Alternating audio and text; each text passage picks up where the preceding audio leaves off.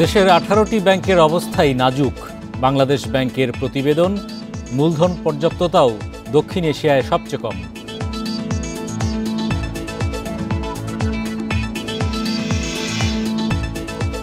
একীভূত হওয়া ব্যাংকের নাম ঘোষণা না করার নির্দেশ অর্থ মন্ত্রণালয়ের। আমানতকারী ক্ষতিগ্রস্ত হবে না, আশ্বাস উপদেষ্টার।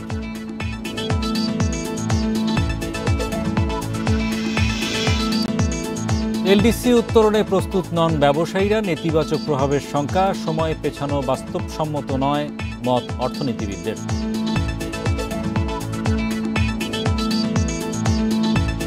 আমন্ত্রণ অর্থনীতি সারাদিনে আপনাদের সাথে আছি আমি হরি সাহা। শুনছিলেন শিরোনাম, এবার জানাবো বিস্তারিত।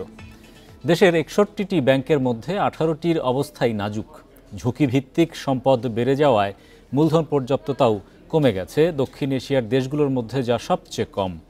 বাংলাদেশ ব্যাংকের আর্থিক স্থিতিশীলতা প্রতিবেদনে উঠে এসেছে এসব তথ্য। এতে বলা হয়, কয়েকটি ব্যাংকের অনিয়ম দুর্নীতির কারণে পুরো খাত ঝুঁকির মুখে পড়েছে। সংকট উত্তরণে সুশাসন নিশ্চিতের তাগিদ দিয়েছেন বিশ্লেষকরা। বর্তমানে দেশের ব্যাংক খাতের মূলধন পর্যাপ্ততার অনুপাত 7.31%, যা আন্তর্জাতিক মানের অনেক নিচে। পার্শ্ববর্তী দেশ ভারতে যা 16.60% আর পাকিস্তানে 21.5%।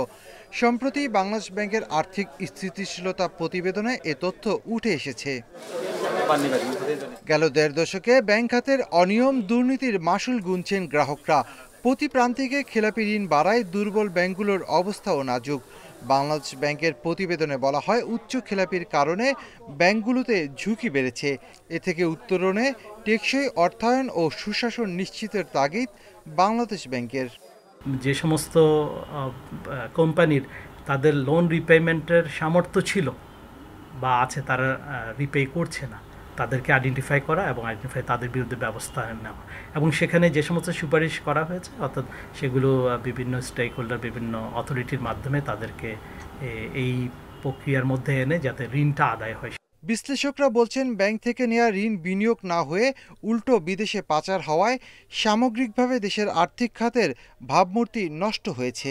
যে আন্তর্জাতিক মান যেগুলো দণ্ড ছিল, সেগুলো সেই মানদণ্ড অনুযায়ী মনে করেন যে বেসেল 2, বেসেল 3 এরকম রিকোয়ারমেন্টে যে কতখানি ঋণ দিব, কতখানি আমি রিজার্ভ ইয়াতে রাখবো ব্যাংকে, সেই সমস্ত নিয়ম মূলধন পর্যাপ্ততার জন্যই কিন্তু প্রয়োজন। সেই সমস্ত নিয়মকে পরিপালন করা, সেগুলো হয়নি।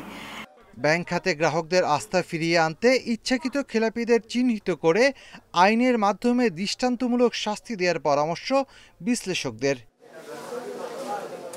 Shafil Alam Sujan, independent news, Dhaka. দুর্বল ব্যাংকগুলোকে এমনভাবে একীভূত করা হবে, কোনোভাবেই যেন আমানতকারীরা ক্ষতিগ্রস্ত না হন। এ বিষয়ে প্রয়োজনীয় সিদ্ধান্ত নেবে কেন্দ্রীয় ব্যাংক। মঙ্গলবার সচিবালয়ে অর্থ মন্ত্রণালয় সরকারি ক্রয় সংক্রান্ত উপদেষ্টা পরিষদের বৈঠক শেষে সাংবাদিকদের এসব কথা জানান অর্থ উপদেষ্টা ডক্টর সালেউদ্দিন আহমেদ। এ সময় একীভূত হওয়া ব্যাংকগুলোর নাম আপাতত ঘোষণা না করতেও নির্দেশনা দেয়া হয়েছে বলে জানান উপদেষ্টা। এছাড়া একীভূত করতে কী পরিমাণ অর্থের প্রয়োজন সে বিষয়েও পরিকল্পনা করা হয়েছে। যুক্তরাষ্ট্রে বাংলাদেশি পণ্যের শুল্ক কমানোর বিষয়ে আলোচনা চলমান রয়েছে বলেও জানান অর্থ উপদেষ্টা। বাংলাদেশ ব্যাংকে বলা হয়েছে যে ডিপোজিটের টাকা কোনোভাবে যাতে না হবে, সেই দৃষ্টি নিয়ে মার্জার করবে। আর মার্জার করবে এইভাবে যে যাতে মার্জার করবে ওটা কিন্তু একটা ভায়াবল ব্যাংক হয়। এমন কিছু কিছু ব্যাংক আছে যাদেরকে যতই মার্জার দেয় ওরা আপনার ইসের আওতায় বাইরে চলে গেছে।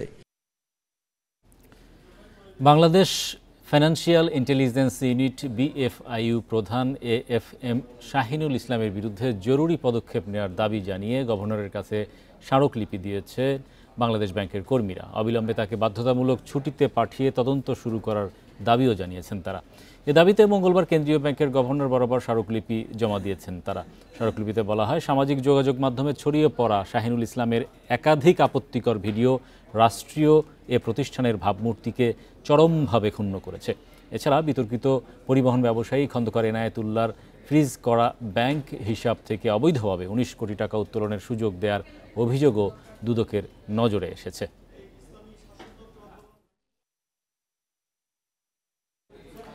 2026 সালে এলডিসি উত্তরণের চ্যালেঞ্জ মোকাবিলায় প্রস্তুত নন ব্যবসায়ীরা। তাদের দাবি, এই মুহূর্তে এলডিসি থেকে উত্তরণ হলে রপ্তানি সহ নানা খাতে নেতিবাচক প্রভাব পড়বে। তবে এলডিসি উত্তরণ পেছানো বাস্তবসম্মত বলে মনে করছেন না অর্থনীতিবিদরা। তাদের মতে নির্বাচিত সরকার প্রয়োজনীয় সংস্কার করলে নির্ধারিত সময়েই উত্তরণ সম্ভব।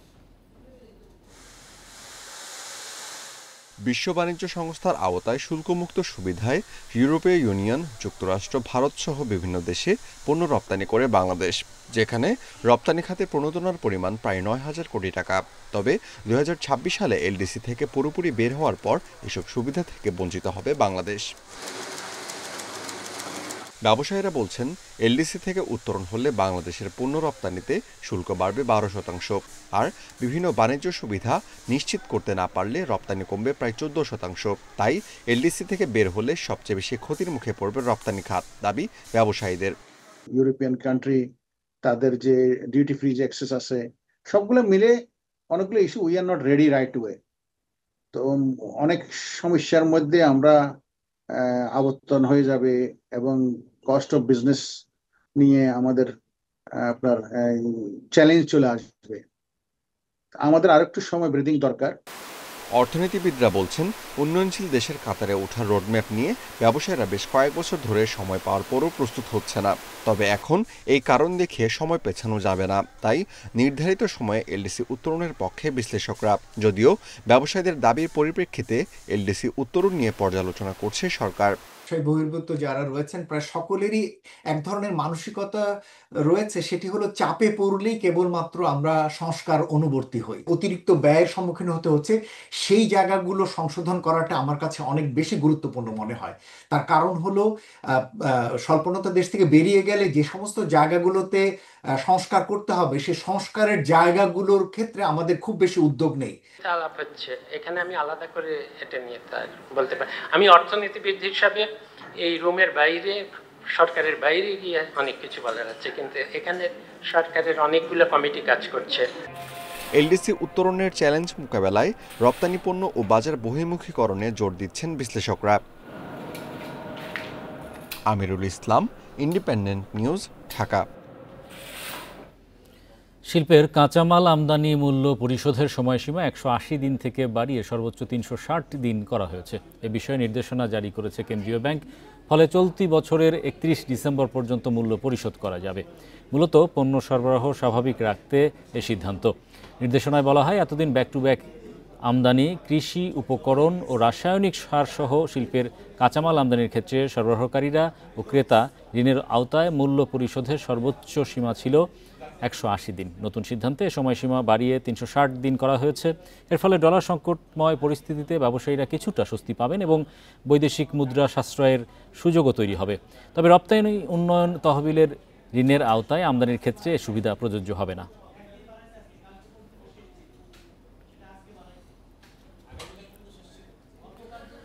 জাহাজ থেকে কন্টেইনার নামানোর দিনই সেগুলোকে অফ ডকে নিয়ে যাওয়া সহ ৩টি নির্দেশনা জারি করেছে জাতীয় রাজস্ব বোর্ড এনবিআর। চট্টগ্রাম বন্দরের কন্টেইনার জট কমানো এবং আমদানি রপ্তানি প্রক্রিয়া আরও সহজ করতে এই নির্দেশনা দিয়েছে সংস্থাটি। অফডক মালিক, আমদানিকারক ও সংশ্লিষ্ট পক্ষগুলোর কাছে এরই মধ্যে নির্দেশনা পাঠানো হয়েছে। এতে আরও বলা হয়েছে, কোনো নির্দিষ্ট কারণে একটি চালানের সব কন্টেইনার প্রথম দিনে নেওয়া সম্ভব না হলে দ্বিতীয় দিনের মধ্যেই অবশিষ্ট কন্টেইনার স্থানান্তর করতে হবে। এছাড়া চালানের সব কন্টেইনার অফ ডকে নেয়ার পরই শুধু চার্জ ধার্য করা যাবে। এদিকে 2 দিনের মধ্যে স্থানান্তর শেষ করা বড় চ্যালেঞ্জ হবে বলে মনে করছেন অফডক সংশ্লিষ্টরা। আমদানি রপ্তানি বাণিজ্যের অন্যতম সহায়ক হিসেবে দেশে 19টি বেসরকারি অফডক কাজ করছে।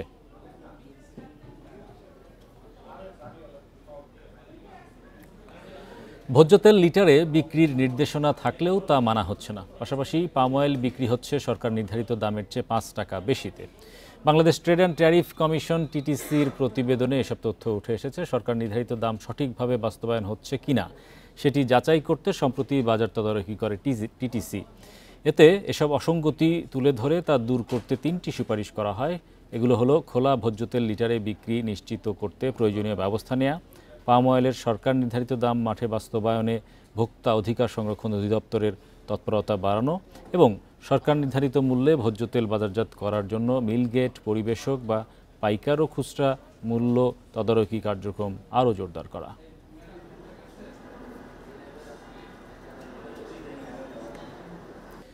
উপদেষ্টা আসিফ মাহমুদ সজীব ভুঁইয়ার আগ্রহে প্রকল্প পাস কথাটি সঠিক নয়।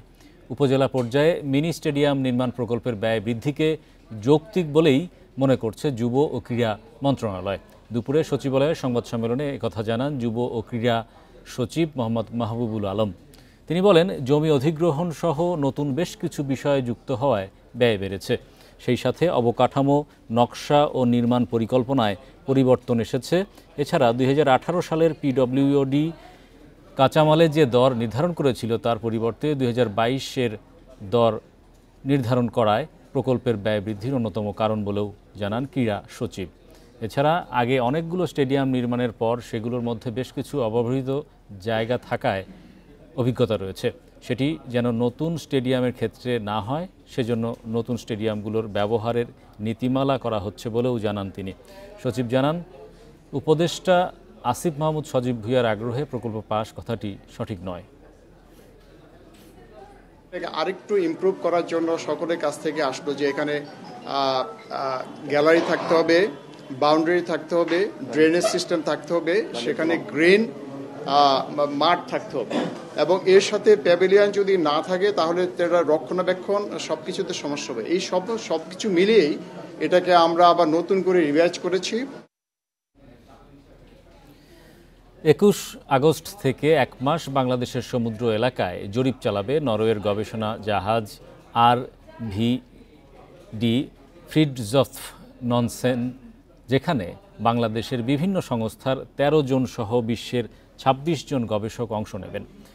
এমনটা জানিয়েছেন মৎস্য প্রাণী সম্পদ উপদেষ্টা ফরিদা আক্তার। দুপুরে সচিবালয়ে এক সংবাদ সম্মেলনে এসব কথা জানান তিনি। ফরিদা আক্তার বলেন, জাতিসংঘের পতাকাবাহী সামুদ্রিক মৎস্য সম্পদ ও ইকোসিস্টেম গবেষণায় ব্যবহৃত এই জাহাজটি এর আগেও বঙ্গোপসাগরে গবেষণা চালিয়েছে। নতুন এই জরিপ থেকে প্রাপ্ত বৈজ্ঞানিক তথ্য বাংলাদেশের মৎস্য সম্পদ সংরক্ষণ এবং সামুদ্রিক পরিবেশ রক্ষায় জাতীয় নীতি প্রণয়নে সরাসরি সহায়ক হবে বলে জানান উপদেষ্টা। একই সাথে গবেষণায় সমুদ্রের বিভিন্ন অংশের গভীরতা ও পরিবেশ অনুযায়ী আবাসস্থলের মানচিত্র তৈরি করা হবে। এছাড়া সামুদ্রিক পরিবেশ রক্ষায় বৈজ্ঞানিক তথ্যভাণ্ডার সমৃদ্ধ হবে বলে আশা করেন উপদেষ্টা। বাংলাদেশের মানুষ স্বাদু পানির মাছই বেশি পছন্দ করে, মানে লোনা পানির মাছ সেরকম করে না। কিন্তু আমাদের যে সম্ভাবনাটা আছে সেগুলো হলো যে সামুদ্রিক শুধু যেসব মাছ আমরা খাই তার বাইরে কিন্তু আরো অনেক কিছু আছে যেগুলো বিদেশে রপ্তানির জন্য মানে খুব ভালো। আমরা যদি আসলেই জানতে পারি স্টকটা, আমরা বিদেশেও রপ্তানি করতে পারবো। অভয়াশ্রম গড়ে তুলি, দেশি মাছ দেশ ভরি, এ স্লোগানকে সামনে রেখে 18 থেকে 24 আগস্ট পর্যন্ত দেশব্যাপী পালিত হচ্ছে মৎস্য সপ্তাহ। এরই অংশ হিসেবে আজ সকালে রাজধানীর মানিক মিয়া অ্যাভিনিউতে একটি র্যালির আয়োজন করে মৎস্য প্রাণী সম্পদ মন্ত্রণালয়। সেখানে অংশ নেন মৎস্য প্রাণী সম্পদ বিষয়ক উপদেষ্টা ফরিদা আক্তার। দেশি মাছের উৎপাদন বাড়াতে ও জনগণের পুষ্টি নিশ্চিত করতেই এই মৎস্য সপ্তাহ উদযাপন করা হচ্ছে বলে জানান তিনি। র্যালি শুরুর আগে তিনি বেলুন উড়িয়ে পদযাত্রার শুভ উদ্বোধন করেন। র্যালিতে মন্ত্রণালয়ের কর্মকর্তাদের পাশাপাশি অংশ নিয়েছেন 36 জেলা থেকে আসা 1,500-এর বেশি জেলে সদস্যরা।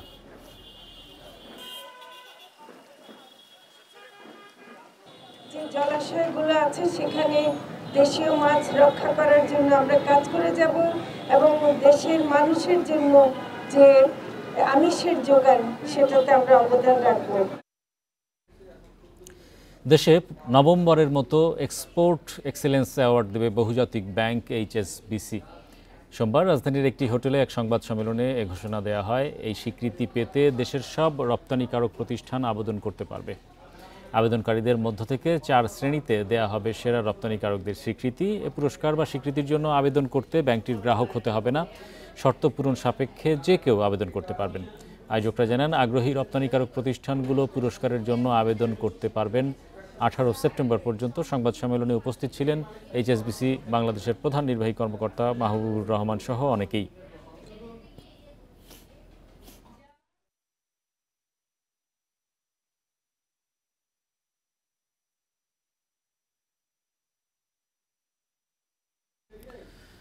সিলেটের কোম্পানিগঞ্জ থেকে আরও 50,000 ঘনফুট সাদা পাথর উদ্ধার করেছে পুলিশ।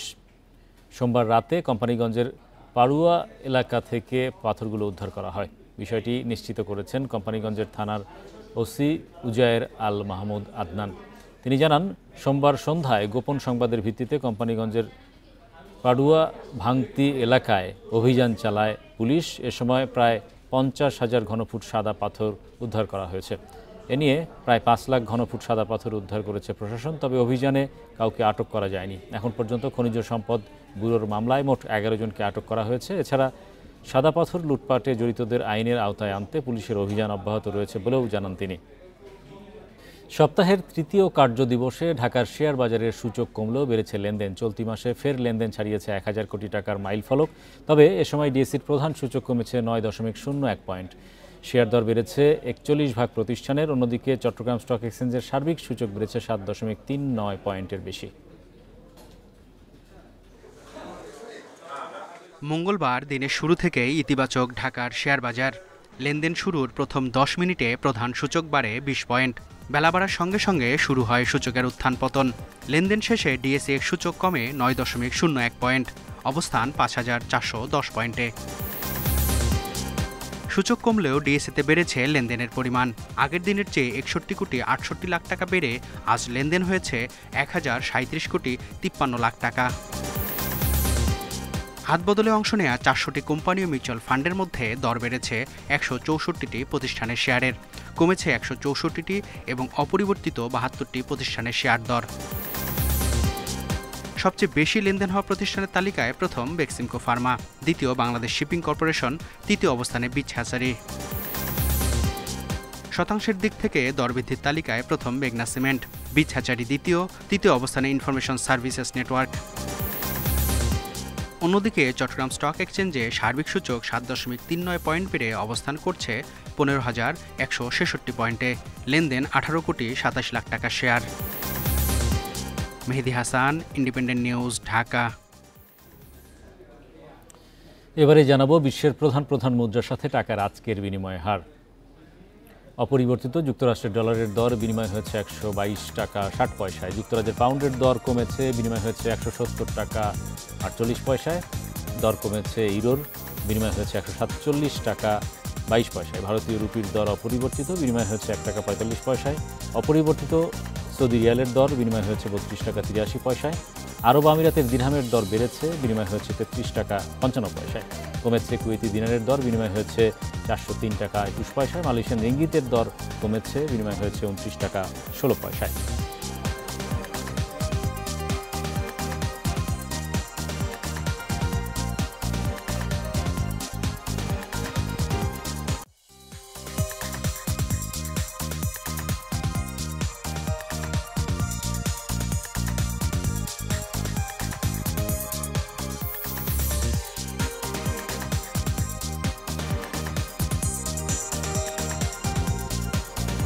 এই ছিল আজকের অর্থনীতি সারাদিনে। ইন্ডিপেন্ডেন্ট টেলিভিশনের সব খবর জানতে চোখ রাখুন ফেসবুক, ইউটিউব এবং এক্সে। আমন্ত্রণ আমাদের পরের আয়োজনে।